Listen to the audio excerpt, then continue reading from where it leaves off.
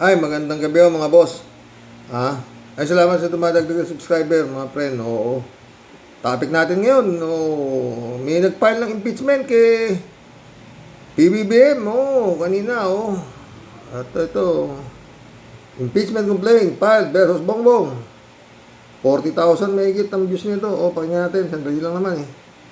At magbigay tayo reaction dito.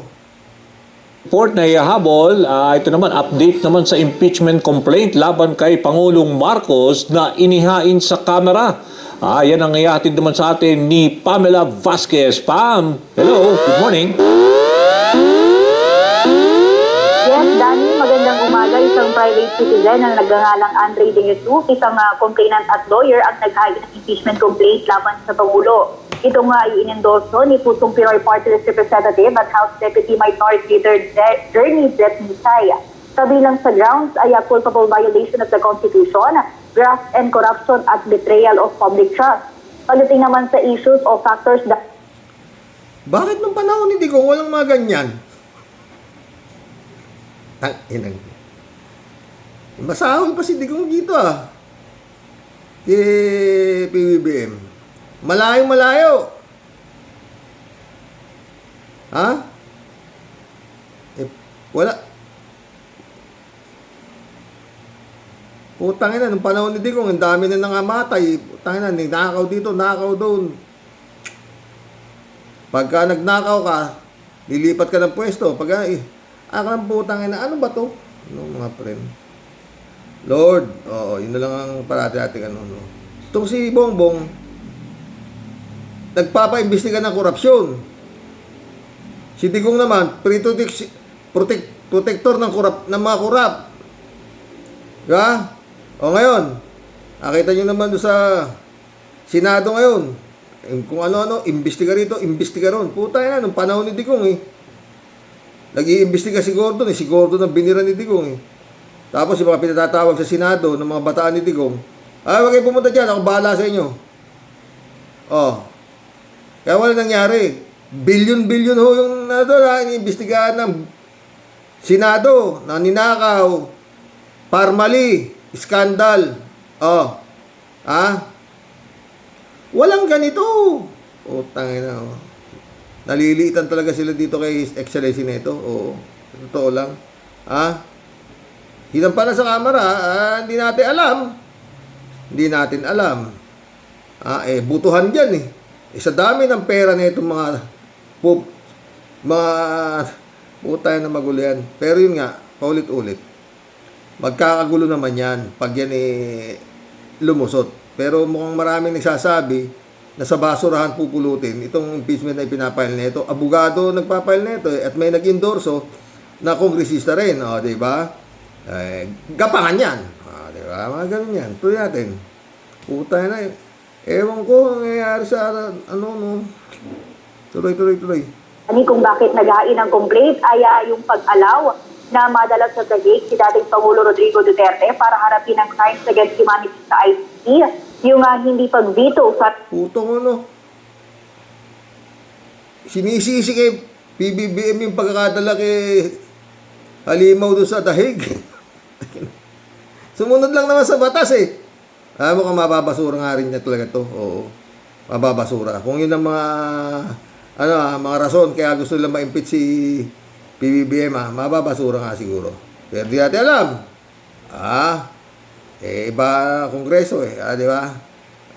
Malay natin, hindi natin alam. Pero sana hindi, no? Pero, ayun na yung sasabi, pagpayag daw, binigay daw si Duterte sa dahig. Ayaw kasuhan dito Di ba?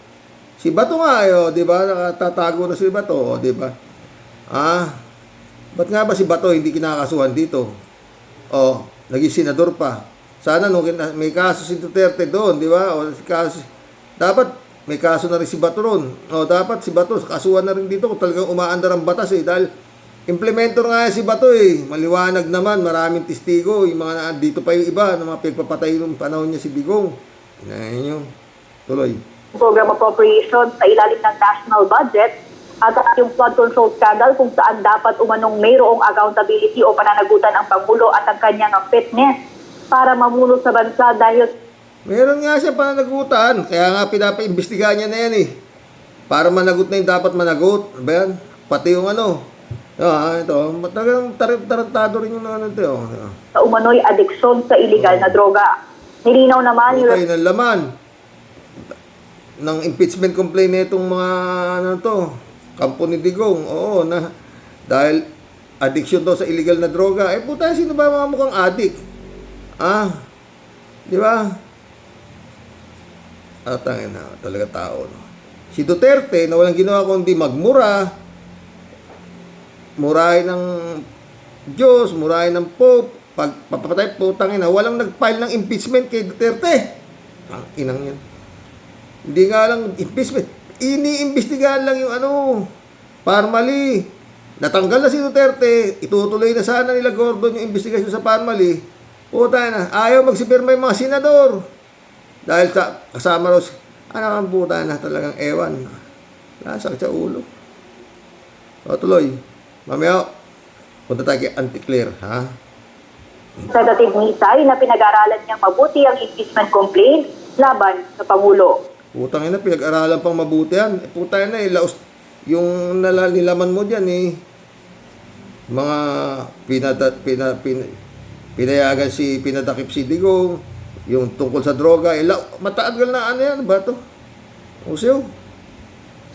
Yan ang balitang kumpirmado, sigurado. Hindi ho, putol-putol ho yung kapanood ko sa ano kanina, sa hearing ko sa Senado. Wala, hindi ako ganado. Hindi kikinig lang ako, pero gusto ko ma-imbestigahan nila si Pulong Duterte. Maipatawag nila doon si Duterte at saka yung mga kampo ni Digong. Yun, doon. Wala ang tao. Konti ang tao. Oo. Wala. Yung 51 billion, yun ang dapat na imbestigahan. Paano nangyari? Yung mga sila Sara Duterte, yung paano yung pero malapit na impeachment daw, di ba? O, tignan natin, di ba, mga friend? O, di tayo kay ano? Ha? Pakinggan muna natin ito si Libiste, ha? Hindi ko po kinakasuhan siya ng kriminal kahit na sabi ng aking abogado, mananalo kami dito, ayaw ko pong makulong. Sabi ko na nga, sino abogado na ito? Si Topacio. O kaya gumanito to dahil sinasabi sa kanya ni Topacio na mananalo. Tampahan mo ng kaso, baka si Topacio nga nasa likod nito. Kaya nagsampa naman to. Tawag dito, maraming tawag na rito kay Boy Genius. Meron pang Wonder Boy, yung mga napapanood ko ibang klase, 25 anyos lang ito. At yun nga, puta, nabigyan ng yung kanyang solar, mukhang lumalim na ng lumalim ang investigasyon dito, bata. Mukhang may sabwatan, dahil si Digong ang pumirma ng 25 years na prangkisa ng kanyang mahaba aabutin itong batang to. Oo, mahihirapan to pero anyway, mukhang baka malakas Yun natin. Tuloy mo. Naawa pa Si Yusek Claire Castro, nais ko lang linawin na hindi totoo ang kanyang mga pahayag. Sabi rin po ni Congressman Libiste, civil complaint lang yung sinampa niya dahil ayaw daw po niya kayong makulong. Ano po masasabi niyo roon? Salamat. Hindi ko po eto. Kung Libiste, palitan na si Yusek Claire. Yan to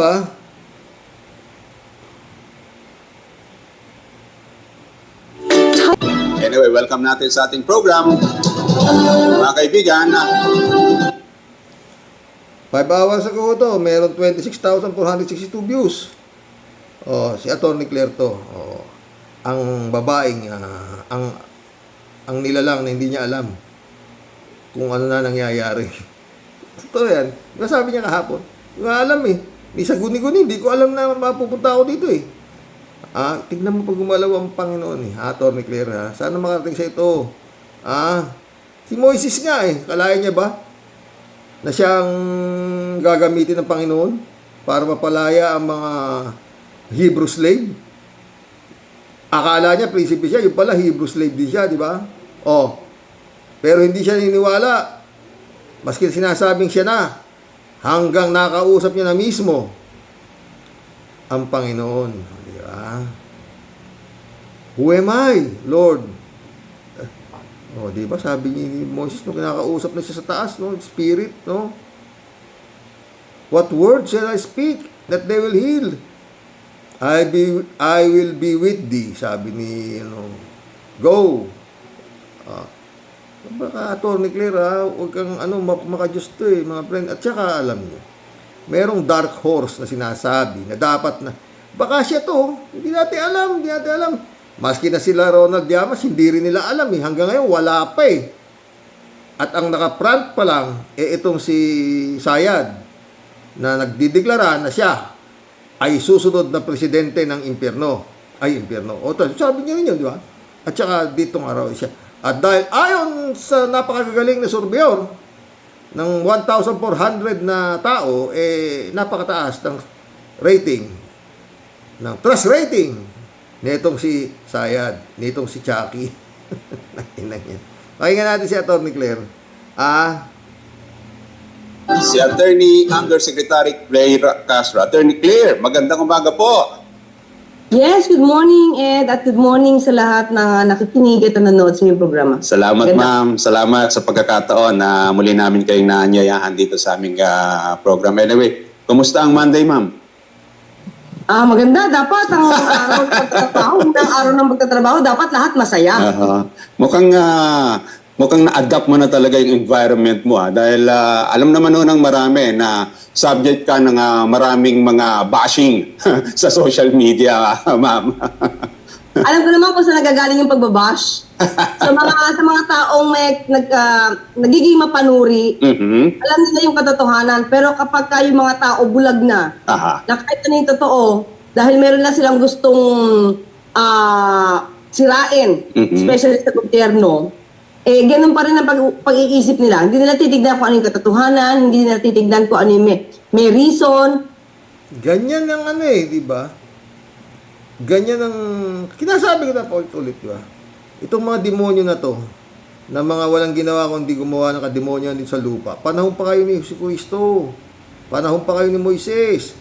Na pag may nakita kayong matino, binabatikos nyo. O, di ba? At gusto nyo iupo yung demonyo. O, di ba? O. Yan ang problema mga boss. No? Pero sa dami ng tanga, wala kang magawa. O merong signature campaign pa si Digong. At tangin naman. Kasi raulo na talaga no? Tuloy natin kay Atty. Claire. Atty. Claire, umanda ka. Baka ikaw na ang chosen one, Di natin alam, Bakit? Hindi ba pwedeng maging presidente si Atty. Claire? Pwede si Sayad, si Atty. Claire, hindi pwede. Malaking kabalbala naman yan. Di ba? Tuloy. At hindi ko nga alam kung yung iba dyan troll or kaya dummy accounts. Dahil marami tayo nababalitaan as Ed. Ay, mukhang totoo naman yun, ma'am. Oo, di ba? May taga-ibang bansa. Parang ang dami-dami accounts ng tao. Ang dami nila. Ang nga po, ang dami niyang accounts. Pero ito, ma'am, hindi na ito bashing lang dahil if I'm not mistaken, sinampahan ka ng, tama ba, 110 million na libel case ba? O cyber libel case ni Congressman Leandro Lebiste. Pwede ho bang malaman, saan ho ba nag-ugat ito na kaso, isinampang kaso po sa inyo? Actually, Ed, hindi ko pa siya nababasa kasi 5 days ito nag-file. So definitely, baka magkaroon ng raffle. Hindi ko siya mapupuntang branch ng court sa Balayan, Batangas. So hindi ko pa nakikita talaga yung pinakadetalye. So nagre-relay lang ako sa news as of now. Yun ang delikado, Batangas. Taga Batangas si Libiste. Baka naman yung mga piskal dyan Pero hindi natin alam. Di ba? Baka makakita ng probable cause sa korte. Hindi natin alam ang kapangyarihan ng itim. kapangyarihang itim. Pero hindi lulusot kay Atty. Claire yan. Mukhang ano to mga friend chosen ito Hindi niya alam Pero kahapon sabi sa hindi ko alam Inalok ako, hindi can you help the country? Sabi sa kanya ni Bongbong. Sa totoo mga boss, kung wala si Atty. Claire sa mga ngayon, baka walang siya lang ang bumubunggo di ba? Larry Roque, kung sino man ang dyan, siya lahat ang bumubunggo Chavit Singson, siya lahat ang bumubunggo, siya. Hindi nagsasalita si Marcos, si Bongbong, si PBBM, hindi siya nagsasalita. Si Atty. Claire lahat. At si Atty. Claire ang nagsasabi kung ano yung mga ginagawa nitong si His Excellency. Di ba? Kung paano, ganyan, ganun. Tsaka malayo naman. Sabihin mo na, kung sa administrasyon ni Digong, hindi ako Marcos, hindi ako BBM, pero malayo naman, nakakambuta. Kay His Excellency, pura, merong corruption, merong ghost project. Putang ina, puro daldal. Wala ka na imbestigahan nung panahon ni Digong Ang ginagawa lang ni Digong, pag maingay na yung kanyang bataan na tungkol sa korupsyon, tinatanggal. Puta, ang laki na nung nadali. Maski na, nakinabang na. Tsaka yung panahon ni Digong, mga friend, totoo. Yung mga opisyal na militar, ang puta, yan ang mga nakinabang. Sabi nga, Espinido ba yun? Nagamit. Talagang gamit na gamit ang mga sangay ng gobyerno, mga NBI, lahat AMLA, COA, lahat Ngayon, yan ang magulo-magulo. Senado, pigano na Bakit yung COA, inutil, mga ganun ang pinapakarindan ko kanina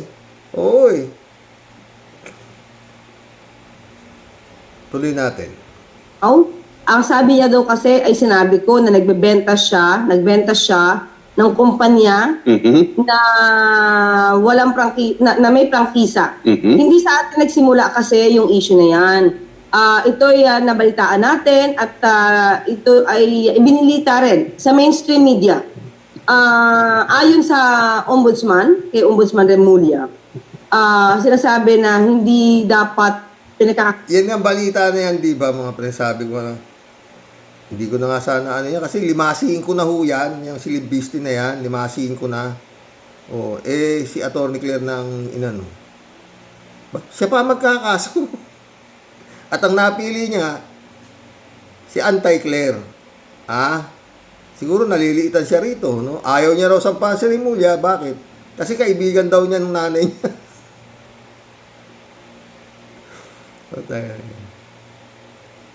Para siya sabi ni Lipeste, kung kaibigan ng nanay ko, maski kurap yan o whatsoever yan, hindi ko yan sasampahan ng kaso dahil kaibigan ng nanay ko. Ganon. Parang ganon siya, di ba? Tinira siya, di ba? Si Ombudsman ang bumira sa kanya. Pero ang napili niya kasuhan, si Auntie Claire. Ganon ang ginawa ng gago. Tinitignan ko rin, mukhang may something, Parang yung si Meow Meow. No?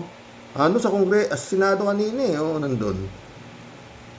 Kitaan, especially yung franchise na ibebenta para pagkakitaan. So doon nagsimula yung issue na to at after itong news, na-take up ko siya nung gabi. Imagine mo yung news na yun morning kasi yung program ni Ombudsman Remulla ay Sabado ng umaga.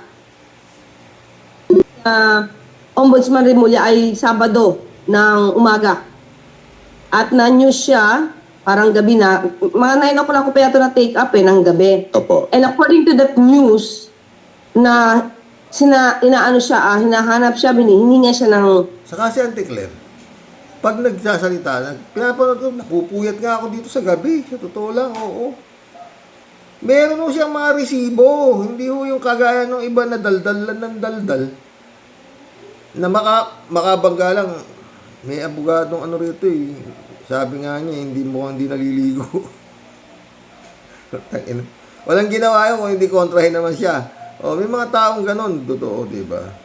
Ha? Baka dumating na naman ang araw, no? 2028 na yan. Mamimili ang tao. Ha? Puta, tumino naman na kayo, mga puta. Ay, mamimili na naman ang tao. Sino ang gusto ninyong mamuno sa bansa? Itong walang bahid, kasalanan, o itong magnanakaw, mamatay tao? O, baka gano'n naman, parang puta. Panahon ng Panginoong Hesus, sabi ni Pilato, sino ang gusto niyong palayain ko? Itong walang kasalanan, o ito si Barabas na mga magnanakaw at mamatay tao? Pri Barabas ang sinigaw ng mga gunggong. O, ano nangyari? Napako si Panginoong Hesus. Ganyan na naman yan. Ay, ewan. Tuloy natin ito, Clear. Tugon patungkol dun sa impresyon na iniwan ni Ombudsman Remulla. Pero ang sabi niya, sasagot lang siya sa January 26. Totoo lang. Itong Moises umakyat sa bundok para to receive the Ten Commandments. Ang dami na niyang pinakitang milagro. Putang ina yan. Pagbaba niya, galing sa bundok, dala-dala niya yung Ten Commandments. Ang mga putang inang iniwan niya na sumama sa kanya ng mga Hebrew slave, na pinakinggan na naman yung isang gago. At gumawa sila ng God of Gold, Golden Cup. At masayang-masaya na sila dahil ang alam nila, sabi nga nung gunggong, hindi na ikabababa ng bundok yan at tagal-tagal na ikayan dyan, patay na yan. O, di ba? Ganun. O, naniwala na naman sila doon sa gago. Tao lang nga kasi, utangin ng mga tangay. Kaya, nauulit dito sa Pilipinas. Ha? Sinasabi na nga sa kanila, nitong mga demonyo na to, na si Satanas, sasampalin niya si Satanas, siya papalit sa trono ni Satanas, sa impyerno sila pupunta. Putang ina. Grabe na itong Pilipinas, mga friend.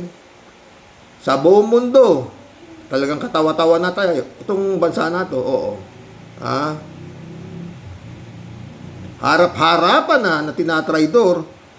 Yung West Philippines Sea, kausap daw yata nito si Sayad, yung ambassador doon, at nagpatayo raw ng covered court doon. At pasalamat sila. Putang na, yung napanood yung kay Secretary Ronald Llamas. Oh. Grabe, no? Grabe. Puta, kapal ng mukha talaga. Grabe. Kapal ng mukha na lang. Kaya, umaasa ako, mga friend, na may purpose si God dito kay Anti-Clear na to. Meron. Oh. Di nga niya alam bakit siya napunta dyan. Diba? Wala siya. Di nga niya kilala si Bongbong. Di nga niya binoto Pero teka, mukhang nabanggit ni Anti-Clear na binoto niya si Digong Parang narinig ko nun dahil iba to, sabi niya parang ganun Parang ganun. Ako hindi talaga na makita ko pa lang yan kay Digong. Puta ka ako tarantado, abnormal to. Oo. Mantakin mo, binalahura yung anak ng puta na economic advisor, Michael Yang, drug lord. Spiritual advisor niya, puta, yun yung gago. Yung may sira sa ulo, siya raw appointed siya. Tagyan. Ano ba yan? Si Digong, pati yung Katoliko. Eto. Talaga tong si Digong, no? Ito pa lang si Atong Ang, ginawang PCSO advisor nung siya ay presidente. PCSO advisor si Atong Ang. Na alam naman natin na gambling lord itong si di ba? Isabo nga, di ba? Pero kumita nga siya dyan pinatawag nga niya yan kinausap niya yan Ikaw ang rito, pusakan na halika dito at sa akin ka magsilbi. Kaya ako mga pre itong mga pinatay ng mga sabungero na to, sa akin lang hindi ako niniwalang si Atong Ang yan. Maaring si Atong Ang, ina-orderan lang yan. Parang sila patigonan. Kung anong gagawin niya. Parang si Bato. Patay lang patay. Kasi nakita ko na yung Atong Ang na yan sa personal. Totoo. Nakita ko na yan. Hindi naman humukhang kriminal Oh, tsaka pwedeng kaya niyang mabunga nga lang siya, pero yung mag-utos siya na para pumatay ng ganong karaming tao na karumal-dumal, hindi uitsura eh. Hindi niya uitsura. Tuloy. Tapos, ang economic advisor, si Michael Yang naman, na galing sa isang sindikato na nahuli na sa ibang bansa at itinapon na po uli sa China. Hindi ko alam kung ano kalagayan ngayon ni Michael Yang. Tinapon na po uli sa China to sa pakiwari ko na nahuli na ito sa Middle East. At itinapon na sa China. Grabe talaga yung topak ni Digong. Ang lakas ng tama. Talagang binaboy yung batas natin. Ginawang advisor ng PCSO, si Atong Ang. Tapos, economic advisor naman, si Michael Yang. Kulang ka naman, Ining. Ba't mo nakalimutan si Kibuloy? Spiritual advisor. Malaki ni sweldo nun. Kawawang Pilipino. Wow. Kaya wag po natin iaasa sa mga DDS ang kinabukasan ng bansa natin. Wala. Idadamay lang po tayo nila sa kahihiyan. At baka sabay-sabay tayong tatalon sa bangin. Ay, hindi pala itatalon. Ihuhulog po tayo sa bangin ng mga DDS. Sira ulo talaga tong si Digong, no? Pero yan, Ading, nasa kamay ni Bongbong yan, ni PBBM yan. Dapat talaga si Sayad, hindi na umabot ng 2028 yan, matanggal na yan bilang para ma-disqualify na yan, ma-impeach na yan. Oo, ganun. Kaya paulit-ulit mga friend, bago tayo magkulang. Pag si Sayad, walang naipakulong, wala akong pakialam sa iba eh, na mga sinasabing dapat yun, tupalo na lang eh. Yung mga magnanakaw na yan, na senador o whatsoever, ang importante, Duterte. Tupalo na yung iba. Dahil si Duterte, kumbaga sa hindi na ho tinikya sa lalamunan ni itong administrasyon ni Bongbong eh. Meron pang Chabit. Ang lalaki ho niya yung bilyar, mapasyado, mabigat. Pero, yun nga, yung ulo, tapos itong mga galamay niya, yan dapat. Saka na yung mga, gagugulo nga ako kung ano-ano ang imbis. Lumalayo na ho sa Oo, maski na sabihin mo, maikulong-kulong mo yung mga yan, o makasuhan mo yung mga yan, sabihin natin, napasampa ng kaso, kukuha mo gago yan matagal na hearing na naman yan, sa na yan, korte, bago masabihan na guilty, guilty man yan, aapila pa yan, aakyat ho ng Korte Suprema yan. Oo, ganun ang matagal ho yan di ba? Ganun yan, isa kadadami ng kwarta niyan. Ang problema pa, hindi lang sa ganun, hanggang ngayon naghahanapan pa. Ang dami nang hindi makita. Yung Cassandra Leong, wala na rin, nakalabas ng bansa. Ewan ko kung anong klaseng intelligence etong meron dito. Ang lalaki ng niyan, intelligence span na sinasabi, di ba? Bakit ganun? Yan ang mga tanong Kung naman si Bato, biglang natimbrihan naman na may warrant of arrest ka na, nagtago na yung gago, hindi na lumilitaw. Tatangin lang yan. Ang matindi mga friend, sumusweldo yung gago, at yung mga kamag-anak niya pala, ang empleyado niya sa kanyang opisina. Putang ina yan. Anong kapal ng mukha meron mga yan? Di ba? Pero si Atty. Claire, nakita mo, sabi niya, kung ilan lang yung mga kasama ko, kung kaya na namin, bakit ako kukuha ng hindi naman na dapat kung kaya na namin? Ganun ang mentalidad niya di ba? Di kaya ni Sayad na puta 450 bodyguard pa lang niya, 450. Meron niya sarili niya. Vice Presidential Security Group, puta lang yan. At siya mamimili, siya mamimili. Hindi pa pwedeng ibibigyan mo lang siya ng mga basta-basta. Ganun kalupit. Diba, mga friend? Lord, Anti-Claire, hindi ka makakatanggi pag tinuro ka ni Lord. Diba? Malay mo, yun ang purpose mo sa lupa, di ba? Eh, hindi mo alam na kung ano na nangyayari. Sabi ka pa nga. Hindi ko nga alam, ano eh, ni sa guni-guni, hindi ko alam. Sabi niya, ni sa guni-guni, di ba? Oh. Hindi ko kalaing mapupunta ako dito eh. O, di ba? Oh. Ngayon, may sumisigaw na senador, por senator, mga ganyan. Sinasabi, por senator, gagawin mo sa Senado. Makakaharap mo lang dun yung mga, puro mga buhayan lutang din. Oh. Sayang lang ang talino mo dun, mapapanis. Presidente. Dahil napakalambot naman yung kalaban. Malay mo, Ate Claire. Baka yung mga kailukanuhan, kung ikaw ang mamanukin nitong si Excellency, eh mapunta na sa'yo. Ha? Marami yan. Oo. Eh sigurado naman yung bumoto kay Bongbong, eh baka ikaw na iboboto. Kesa naman si Sayad na iboto. Kung one-on-one ang labanan, ha, mga friend, ha? Magkulam po tayo, mga friend. Shout out Architect Tet. Ha? Clarita Distrito, shout out. Puro talo ang kaso ni Atty. Topak. Paano puro may sablay ang hawak niyang kaso? Michelle Edwin Mike, shout out, my friend. Mary Lebron, shout out. Librado Ludovico, alas 3:11, madaling araw ng linggo. Thank you, Lord, for my 73rd year old. Oh, also blessed Sunday, Karox, and to all warriors watching from Edmonton. Oh, happy birthday, Librado Ludovico. 73 ka na pala, ha? Oo. Hoy, tumigil ka para kang totoo. Yung sinasabi, pareho lang kayo ng inyong abogado, Abugago, Sito Paxio. Mary Lebron, noon ako, Sito Paxio, parang hindi attorney, ha, di ba? Marilo Pabianak, shout out, ha. Palagi nating sinasabi na si Yusek, Atty. Claire, na siya ang younger version ni late Miriam Defensor Santiago.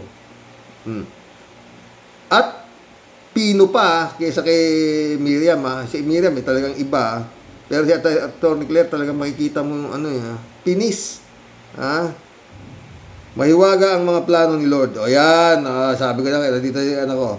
Sa kabila ng kalagayan ng Pilipinas, ngayon, siya ang isang best candidate in the future. O, di ba? Totoo yan na. Lahat ni Baya, shout out, ha. Walang bisyo, hindi kurap. Ay, nagsisayad na kukunin nyo. Ano kayo, siraulo? Di ba?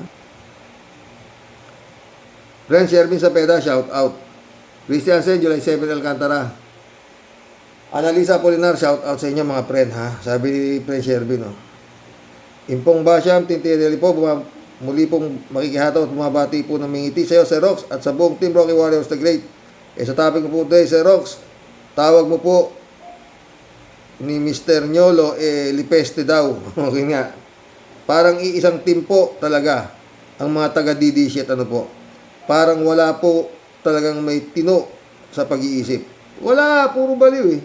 Kaya kung meron pong facility na dapat pong unahin at maisama po sa malulupit na budget, dapat po, Xerox, bigyan po nila ng priority ang mental building. Totoo.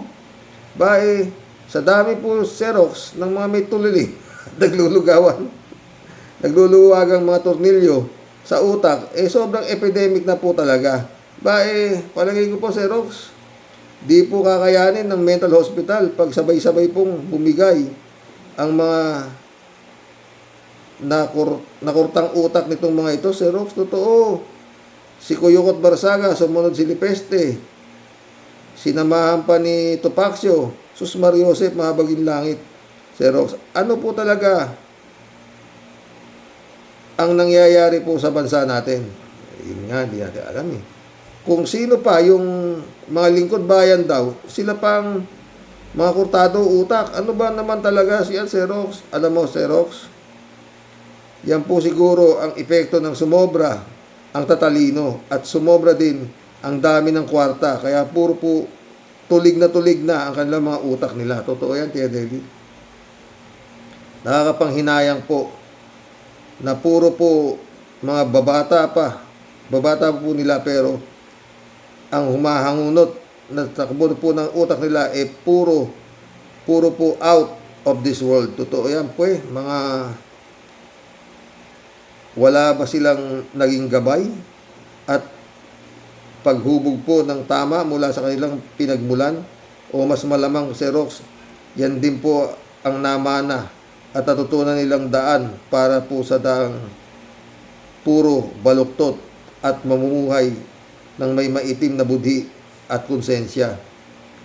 Kasi Xerox, di naman po maipagkakaila kung saan po siya nanggaling. Sikat na mambabatas at journalist ang pinanggalingan niya.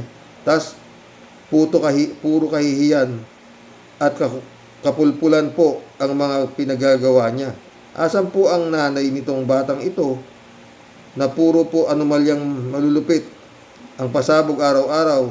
Ay nako po Xerox, minsan mas masarap pa po talaga ang ikaw maging isang simpleng tao. Totoo yan, Tia Delica.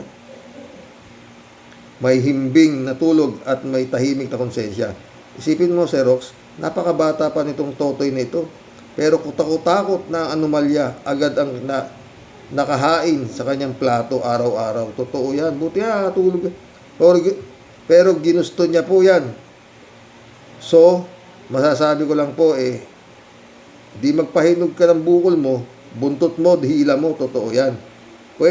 Mabuti nga yan. Mabuti nga yan sa'yo kasi masyado kang maepal at masyado kang pasaway. Tabi tayo po sa tatamaan, pag isang anak po na di po napalaki ng maayos at tamang gabay, higit sa lahat, ang magkaroon po ng takot sa Diyos at respeto sa kapwa, ganyan po ang nagiging resulta. Sakit ng ulo at perwisyo po sa bayan. Hoy, Boy Angas, manong ang magtinu ka? Kala ko po, Xerox, kami lang pong mga taga Cavite ang malulupit ang angas. Lumipat na po pala sa Batangas. Ewan ko sa iyo, Boy Kapal. Boy Kapal mo, bahala ka sa buhay mo. Buisit, leche, kinam Andres Baltasar, shout out. Sabi niya, itlog pa lang binibilang na sisiw. Lipeste, wala ka namang panalo sa moral damages na hinihingi mo. Nababaliw ka na, abnormal ka kasi. Andres Baltasar, welcome to the club, Nelson Nukop, shout out, Buena Dominica, Carox. Kahit na sino yata ang itapat mo ng one-on-one kay Sara, almost sure win na. Sino naman ang pipili sa reyna ng tukhang, anak ng kampo ng demonyo? Yung mga sinasamba yung karton. JTV with PM Tol, magandang laban yan. Wait and see kung ano ang resulta nito. Yan, kung sakasakali mga friend. Sa mga kaibigan ko na nakakaintindi ng sabong, pag nagtapat po yung Claire Castro, tsaka itong si Auntie Claire at itong si Sayad, sa parada po, sa meron, malaki ho ang pusta ni Sayad. Pero sa palo, malayo. At tiyak na ang tawagan po niyan, kontra barata. Huwag lang madadali ng mahiwagang makina. Sige nga.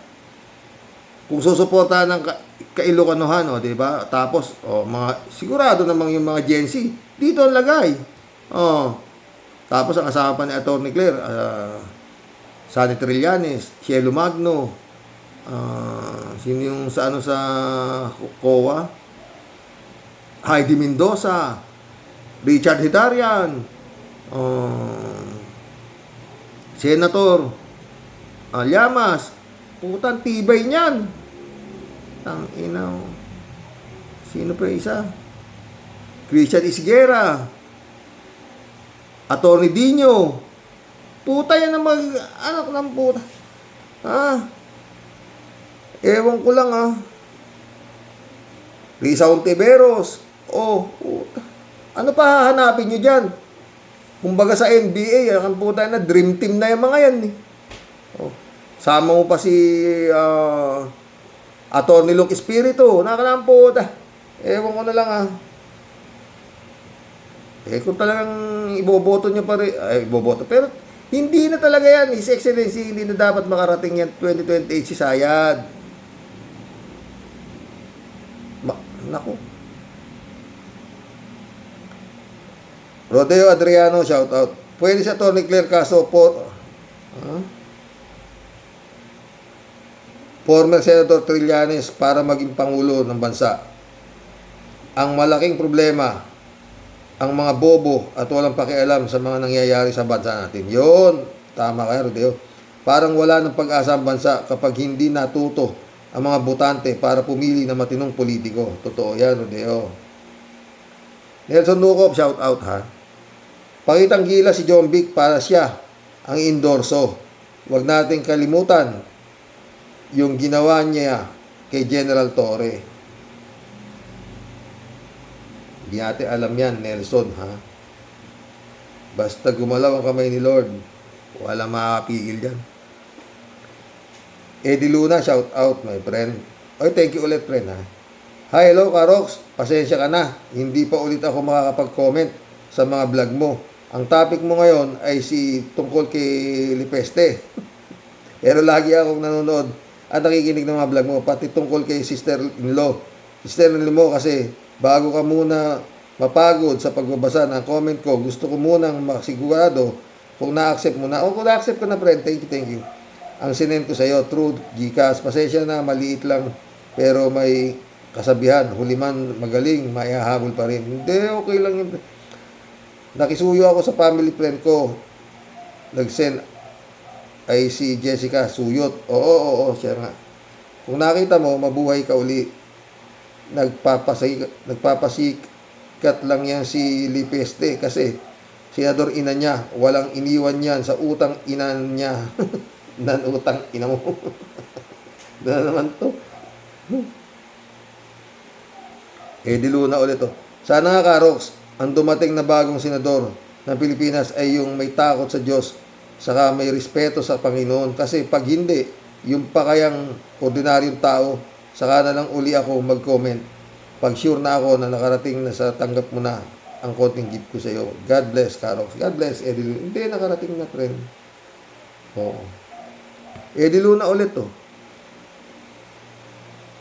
Banatan mo si Lipeste, Karox. Itaas natin si Auntie Claire. Ito, topic mo ngayon, Karox. Sana, kung pwede, bigyan mo ako ng address mo. Kahit walang house number, address at phone number. Para sa Cebuana, doon ko na lang ako mag-send sa iyo para masiguro ko naman nakuha mo. Hindi, nakuha ko yung pinadala mo, pre, nakuha ko. Hindi kasi ako makapasok sa messenger mo. May message ako sa iyo, nag-send naman pero di ko alam kung nabasa mo. God bless, Karox.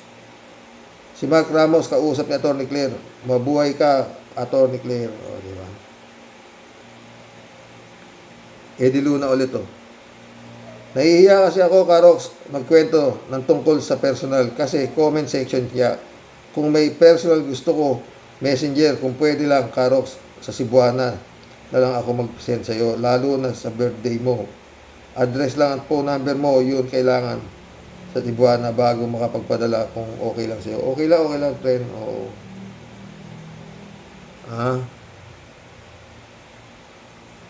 Mukhang magkakakwentuhan tayo, friend, ha. Eto, papaano ko sana ko, ha. Jokeano. Tama naman si Yusek. Di kaya galing-galing ang issue. Nila kaya at nagbigay lang siya ng opinion. Totoo naman, nagbigay lang ng opinion eh. Kaso nga, naliliitan siguro si Lipeste sa kanya. Kaya siya ang pinunterya. Tsaka yun nga, marami ng gusto talaga siya. Ang problema, kung ganun lang, problema maraming gustong ganunin siya eh. Mabibigat na yan, hindi na basta-basta yan, totoo. Kaya, mga ka-warriors, ipagdasal po natin si Atty. Claire. Pero paulit-ulit, basta nasa protection na siya ng Panginoon, hindi siya maano. di Luna ulit. Totoo yan, Karox. Pag mabuti kang tao at may takot ka sa Diyos, ayaw man ng kalaban mo na malagay ka sa mabuti at mataas, walang silang magagawa pag Diyos ang nag-utos. Totoo yan. Sige nga, subukan nila na kalabanin ang Diyos. Alam ko, mapapatawad sila. Kasi ang Diyos mapagpatawad at mapagmahal kahit sa masasama. Kung masamang magyari na masama sa isang tao, Diyos na lang ang nakakaalam noon. Di Luna ulit to. Karox, kung makakapasok lang ako sa messenger mo, makaka-video call tayo. Yun, sige. Makakwento ko sa'yo bakit din medyo ilang araw akong hindi nakapanood sa vlog mo. Mula December 24 up to January 4. Oo, sige. Messenger ko naman yun nga, Roque Expectation. Yun ang messenger ko hindi makita. Kung ano yung ano ko, yun na yun, oo. Jokeano. Kahit anong takbuhan mo, Atty. Claire, susuporta ang mga Pinoy. Yun, Jokeano, ha? Oh. Erlinda Aquino. Kuya, ano po ang name nyo sa FB? Roque Expectation. Roque Expectation, oo. Expectation, oo. ESPECTACION, oo. Yun na yun. Yun ang name ko sa FB. Mendoza Eddie, shout out. Sus Mariano Garapon, nakasiguro mananalo na ka sa kaso kay Auntie Claire. Kaya nga Ha? Nay, shout out. Libesteng.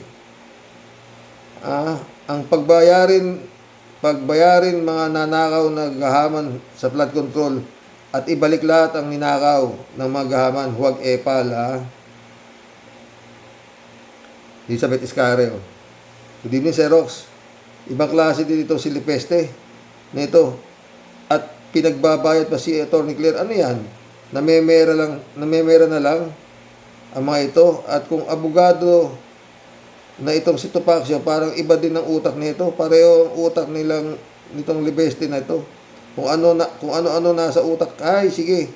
Sige nga, tingnan natin kung maipapanalo ni Topacio. Ito ang kaso na yan. Lalo pat, abogado naman itong si Claire. Alam niya kung paano niya ito maabsuelto. At yung Libeste na yan, alam yaw din ang utak. Pastor Jun Lagon, shout out my friend. Neo. Xerox, sinabi ko dyan. Si Ney. Xerox, sinabi ko yan, 1st of 2025, na magiging dark horse yan sa coming 2028. Pwede nga rin yan ilaban kay Sarang Pandesal. Matapang po at may panindigan at panig siya sa mamamayan. She had the wide open eyes to see the corruption and wrongdoing ng mga animales na politiko. The best panglaban kay Sarang Auntie Claire, aka Auntie Claire for President coming 2028. Yun nga, talaga. Iano nyo na to. Tulungan na natin si Lord na to. Sa totoo lang. Patay sila dyan. Sa AJ, shout out, Karox, dito sa Amerika, ang tulong sa mahirap, direct deposit sa iyong bangko.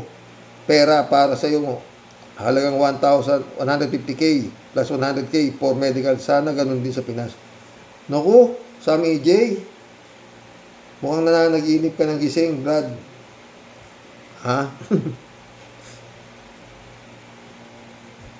Nay ulit, Xerox, nasundan ko rin yan si Atty. Claire. Yung mga topic pa nila, nakatandem niya ay tungkol sa demanda sa pangkaraniwang mamamayan. Nasundan ko siya Joselito Mabait, shoutout. Gandang gabi, Karox. Always watching. Naku, si Atty. Topacio, ang abogado, alam na. Sa kangkungan ang punta ng kaso. Wala namang maipanalong kaso yan si Topacio. David Alin Mendoza. Good evening po, Karox. Magandang kakandidato sa 2028 at Auntie Claire. Mas maganda po ang kombinasyon kung Attorney Lenny, yan, at Auntie Claire. O kaya naman po, ayaw na ni Lenny, ay si Senadora Risa at Auntie Claire. Tama, di ba? Para naman po gumanda ang takbo ng gobyerno sa Pilipinas. At kung matapos na po ang termino, kung sakaling manalo si Atty. Lenny o si Risa, o pwede namang pumalit si Ate Claire. At pagkatapos po, pwede na si Mayor Vico para sa presidente. Yun! Tsaka sana tumakbo si sino to? Si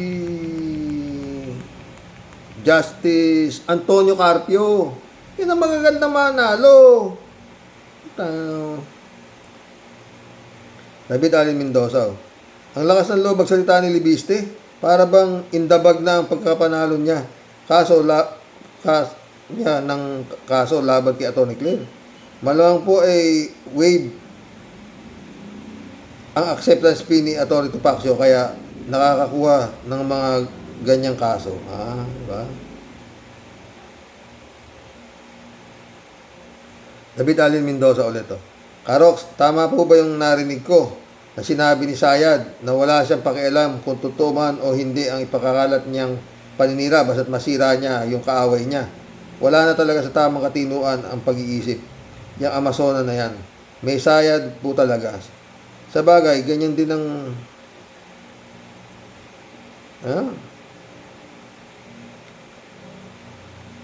Sa bagay, ganyan din ang inutil niyang ama. Kung ano-ano ang kasinungalingan na lumalabas si Big, kaya ayun, nakakulong na sa dahig. Totoo yan, gago nga, pamilya yan, Ano ba yan? Ted, shout out, Ted. Sana magkatotoo maging presidente ang maging si Auntie Claire o Trillanes at Lisa Ontiveros. Sana mabuksan ang mga mata ng mga bubutante at mahadlangan ang dayaan sa eleksyon. Problema lang sa ating mga napupuso ang kandidato ay mahihirap lang at walang pera. Pero pag nanalo naman ang mga yan, ihadong may pag-asang gumanda ang buhay ng mamayan. Tulungan sana ng ating Panginoon Diyos. Amen. Totoo yan, Ted. Don Juan, shout out. Ang lakas man loko at mamblap ni Libesteng Peste. Susunod, sasabihin niya ni Tupacio, di na nila expose ang kanyang Cabral files at susunugin na lang kahit kulangot lang ang mga pinanghahawakan nilang files. O, di ba? Shirley J. Sir, shout out, Friend Dolor Garcia, Amy Bingson, Eman Escalonanak, shout out, John Dimango, shout out, my friend. Sabi ni Friend Shirley, Dapat mga katulad ni Auntie Claire Castro ang may mga katutulan sa gobyerno, Karox, para lang sila Senator Trillanes at Kong Laila de Lima. Si Risa at BP Lenny parang tumama sa loto ang Pilipinas, Karox. Sinabi mo pa, Shirley. Oo. Teresita Guzman, shout out. Rodelia Alpilor. Hello po, Sir Rox. Para sa akin, Sir, sisiw kay Atty. Castro yung kasong sinampa sa kanya ng Libiste. Naku, booking na kasi siya. Salamat, ingat po tayong lahat and God bless us all po. God bless, Rodelia. Lalong nabaon yan, gagong si Libiste. Lalong nagkabaon-baon sa yan. Lalong naimbestigahan ng katakot-takot na. Sabit pa si Digong dyan, tignan mo. Hindi, Perlatan, shout out. Hindi pa napipisa ang itlog, binibilang na ng sisiw ni Libeste. Malas lang, nabulok ang itlog. Welcome to the club, Perlatan, Ramon Valencia, shout out. Bossing, sigurado yan. Panalo lalo na sa mga taga-Tondo. Landslide. Sinabi mo pa. Tsaka sa mga Gen Z. 3J Shop, shout out sa Rox. The more na nag-iingay itong si Libeste, the more na maraming nadidiscover si Atty. Claire. Yun nga. Aba, meron palang 24 billion, Sir Rox, billion tungkol sa isa sa mga ilang kumpanya pag-aari Libeste, and there more and more. Kasi kung magsalita itong si Libeste, Pareho-pareho ng kapatid niya si Barsaga. Kapatid ba niya yan? Banat ng banat, walang pakundangan. Alam kong saan bang direksyon ang mga pangbubuska nila. Ayan tuloy, may mga nakakadiscover pa ng mga ibang issue. Totoo. Ang problema nga, lumalayo doon sa para sa akin, ang main issue talaga yung Duterte. 3J Shop ulit to. Sir Rox, let's be real. Yung bang sabi sa Tagalog, real talk. Ikaw ba naman, tulad ni Libiste, bilyonaryo, maraming kumpanyang pinatatakbo. Pag-aari niya, di ka involved sa pamamalakad, wala kang alam sa mga nangyayari. Yan nakatuwiran ni Libiste sa mga interview sa kanya. Ang isang tunay na negosyante, tutok yan sa ultimo pinakamaliit na bagay na nangyayari sa kanyang kumpanya at baka bumagsak ito. Although, may mga tauhan ka tulad ng vice president ng kumpanya, vice manager, mga ganyan. Pero, ang mga ito nagre-report sa iyo bilang ikaw ang may-ari ng kumpanya. Kaya itong si Libiste, nakakabobo ang mga katwiran. Hindi papasa sa korte yung ganyan. Alam mo, Tia Deli tuloy. Alam mo, 3JC Hope, baka ito parang si itong si Libeste na to. Ha? Baka ginamit din to Hindi natin alam para si Kibuloy. Oh. Ha? Hindi natin alam Maraming ginamit si Digong na lahat nagsiyaman Oo, di ba? Hindi natin alam. 3J Shop ulit Karamihan mga opisyal ng army, police, pinagpo-promote, ginawang presidente, pinaglalagyan ng marami estrella, ginawang general. Isa na yan si Bato. Diba? 3J Shop ulit Sabi nga natin, huwag bilangin ng sisiw hanggat hindi napipisang itlog. Abay, itong si Libiste, magbayad na lang daw si Atty. Claire para ipamahagi sa flood control victims. Putot mo. Itong si Atty. Topacio, sinisiraan daw si Libiste ni Atty. Claire. Di ba, sinisiraan mo rin right now si Boying Rimulya na utang na loob niya sa Malacanang ang pagiging ombudsman niya. Di pwede ka rin kasuhan ng cyber libel. Puro mga ganyan may mga kililing na talaga. Oo. Lalo kung marinig mo si Harry Roque, yung gago. Galit na galit kay Atty. Claire, Ha? 3J Show ulit Malayong manalo si Libiste dito sa kaso niya laban kay Atty. Claire. Wala yan. Yung mga ganitong kaso, ang problema, nasa home court niya nandun sa Batangas, Hindi natin alam. Ang korte, hindi yan dinidignified, lalo na alam naman natin ang totoo. Nananakot lang si Libiste kay Atty. Claire. Palaban yan, trial lawyer yan. Trial lawyer yan Nako naman, kung si Atty. Fortune pa ang abogado ni Libiste, makikipag-deal na lang yan. Wala sa kalingkingan ni Topacio ang Atty. Fortune. Akala kasi Topacio ang galing-galing na niyang abogado dahil nanalo si Tebes sa isa sa mga marami niyang criminal case Yung naipanalo naman hindi dahil sa hindi totoo ang nangyari, kundi kulang ebidensya. Yung kay Digamo, malabong maipanalo yan. Kaya nga nagtago na Timor-Leste si Tebes kasi alam niyang guilty siya, di ba? Ramon Valencia, bossing, hindi na binoto ng taong yan. Hindi binoto ang taong yan. Smartmatic ang pumili dyan sa mga kupal na yan.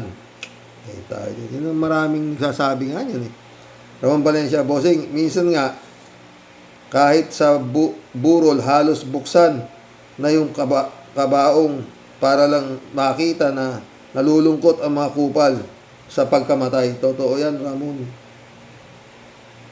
May tatay niyan, putang ina. Nagdeklara ng giyera sa Marawi, ang gago. Yung mga natamaan ng baril, dinadalaw naman daw sa ospital, binibigyan ng medalya. Sinasaluduhan pa. Parang gago. Palakpakan naman yung mga tangang sundalo na akala nila nakahiga na sa Nabaril, mga tinamaan, na paglaban doon, nagdeklara yung martial law doon, di ba, sa Marawi? Oo. Pinadadalaw naman daw ni Digong, kasi nasa luduan doon. Ang galing mang uto eh. Okay na.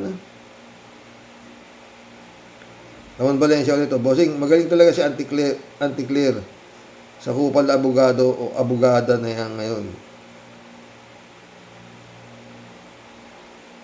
Edelberto sa Bandeja. Shout out. Gusto ko for president si Anticlear. O talagang ako rin. Di ate alam. God moves in a very mysterious way. Ramon Valencia ulit. Pag ikaw ay sayad pa rin, kailangan mo nang magpa-doktor. Naabot tayo na 1 oras mga pre, no? Mission accomplished po mga boss. God bless, no? Ay, nako. Marami naman ako tayo napagkwentuhan at nakapag-collab tayo, di ba mga friend? Oo. Hanggang bukas pumuli. Ay, nako. Buhay. His Excellency. Ha? Paulit-ulit. Pag nakapag-file ng kandidatsya si Sayad, tapos, oo. Kailangan, ako, Diyos ko. Huwag po. Good night.